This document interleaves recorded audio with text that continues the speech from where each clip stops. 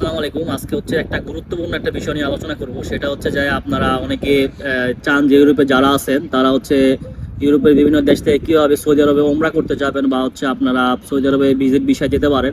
তো এটা নিয়ে আজকে আলোচনা করব। তো আমাদের সাথে আজকে আছে রাফি। তো হচ্ছে রিসেন্টলি ও চলে যাবে। ও হচ্ছে দুই তিন দিন পরে না, 11 তারিখে 11 তারিখ হচ্ছে চলে যাবে। তো ও এটা কিভাবে প্রসেসিং করছে এটা হচ্ছে আমরা আজকে ওর থেকে জানবো আসলে কিভাবে সে প্রসেসিংটা করছে।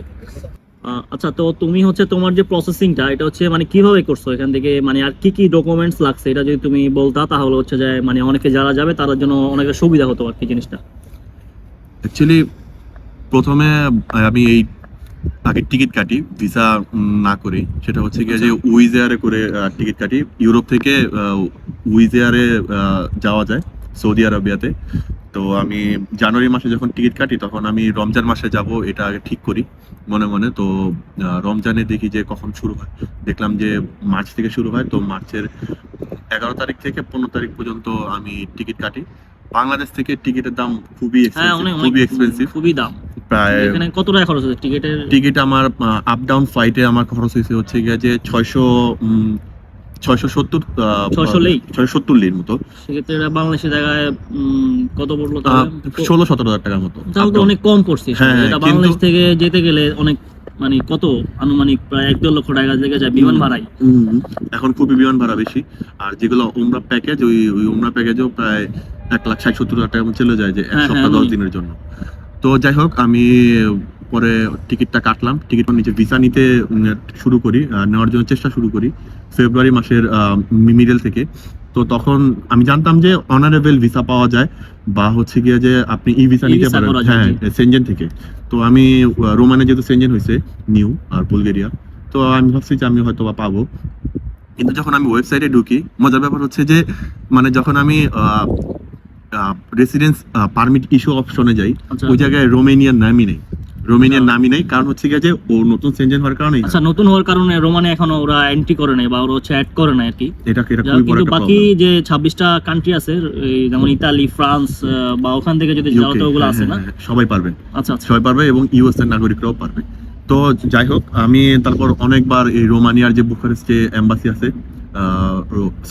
সৌদি এম্বাসি, ওনাদেরকে ফোন করি। দেন সৌদি আরবে অনেকবার ফোন করি, ওনাদের মিনিস্ট্রি অফ ফরেনে ফোন করি। ওরা ঠিকভাবে আমাকে কোনো ইনফরমেশন দিতে পারে নাই। দেন হচ্ছে গিয়ে যে আমি ওদের মিনিস্ট্রি অফ ট্যুরিজমে ফোন করি। তো ওইখানে ওরা বলছে যে আমি পারবো না।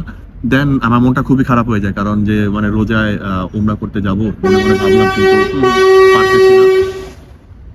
তারপরে হঠাৎ করে আমার মনে হইলো যে বাংলাদেশ থেকে আমি যদি পারি উমরা ভিসার জন্য অ্যাপ্লাই করে দেখতে পারি, যেহেতু আমার যাওয়ার একমাত্র ইচ্ছা হচ্ছে যে উমরা করা।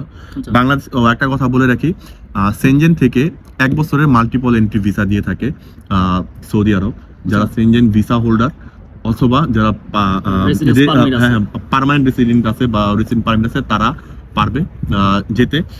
আর হচ্ছে গিয়ে যে যাদের ট্যুরিস্ট ভিসা আছে তারাও যেতে পারবে। কিন্তু অ্যাটলিস্ট আপনি যেই ইউরোপিয়ান কান্ট্রিতে গেছেন বা ইউএসএ তে গেছেন, একবার অ্যাটলিস্ট আপনার যাইতে হবে ওই কান্ট্রিতে, মানে একবার এন্ট্রি দিতে হবে, না হলে আপনি যেতে পারবেন না।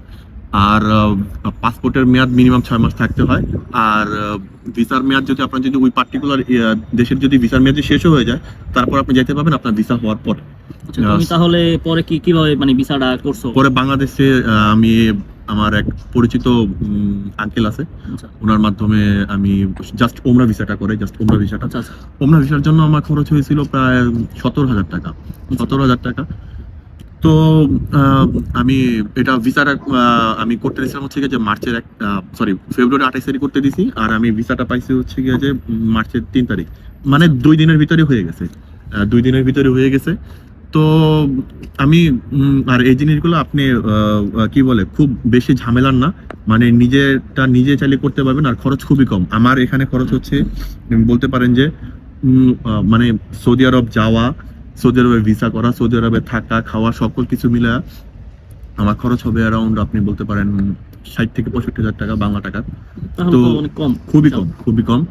যারা হচ্ছে পারমিট আছে যাদের, প্লাস হচ্ছে ভিসা আছে যাদের, তাদের আসলে কি কি ডকুমেন্টস লাগবে যদি যারা যাইতে চায় সেক্ষেত্রে উমরা ভিসা না করে, বা যদি ভিজিট ভিসা যেতে চায় সেক্ষেত্রে তাহলে তাদের কি কি ডকুমেন্টস লাগবে? ওমরা আর ভিজিট সেমই, তারা কি তাহলে ই ভিসাটা করতে পারবে কি? ই ভিসা করতে পারবে, ই ভিসাও করতে পারবে। আর যদি ওমরা ভিসা করতে চায় এটাও ই ভিসাই দেয়, কিন্তু ওটা হচ্ছে ই ভিসা ওমরা, আর একটা হচ্ছে যে ই ভিসা হচ্ছে টুরিস্ট ভিসা। রোমানিয়া থেকে যদি রোমানিয়া টিআরসি হচ্ছে না, মানে সেনজেন যদি ভিসা বা টিআরসি দিয়ে করে তাহলে হচ্ছে বা ওরা টুরিস্ট ভিসা পাবে। সেক্ষেত্রে অ্যাপ্লাই প্রসেসটা কি? অনেকে নিজে নিজে অ্যাপ্লাই করতে চায়, সেক্ষেত্রে হচ্ছে অ্যাপ্লাই কিভাবে করবে?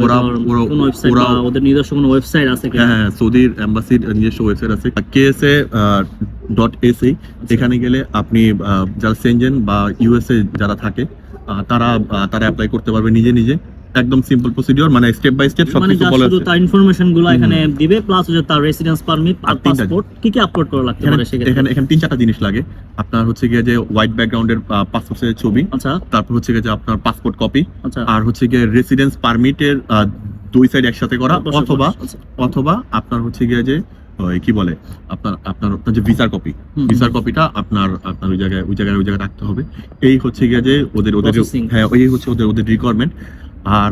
আর যদি এখান থেকে যদি না হয়, যারা রোমানিয়াতে আছে বা যারা বুলগেরিয়াতে আছে, তো তারা চাইলে অ্যাপ্লাই করতে পারে হচ্ছে গিয়ে যে মানে সে টিকিট কেটে ফেলতে পারে এখান থেকে টিকিটের দাম খুবই কম, কিন্তু তারা তখন চাইলে এখান থেকে টিকিট ক্রয় করে বাংলাদেশের যে কোনো এজেন্সির মাধ্যমে, বা আমি চাইলে আমি যার মাধ্যমে করছি তার নাম্বারটা দিয়ে দিব, ওনারা চাইলে ওনার সাথে কথা বলে করতে পারে। 17,000 টাকা বা 17,500 টাকা এরকম নেয়, আমার থেকে 17,000 টাকা নিচে। তো যাই হোক, এরকম হচ্ছে গিয়ে যে খরচ আপনারা বাংলাদেশ থেকে জাস্ট শুধু পার্সিয়ালি কি বলে শুধু ওমরা ভিসাটা ওনারা করে নিবে, তাহলে ওনাদের হয়ে যাবে, ওনারা যে কোনো জায়গা থেকে করতে পারবে। আর যাওয়ার আগে অবশ্যই হোটেল বুকিংটা করে যাবে, মক্কা থাকুক বা মদিনা থাকুক, ওনারা হোটেল বুকিংটা করে যাবে। আর রমজানে যারা যাবেন, আমি বিশেষ করে বলতেছি, তারা আগে থেকে হোটেল বুকিং দিয়ে রাখবেন, না হলে হোটেল ভাড়া খুবই এক্সপেন্সিভ হয়ে যায়।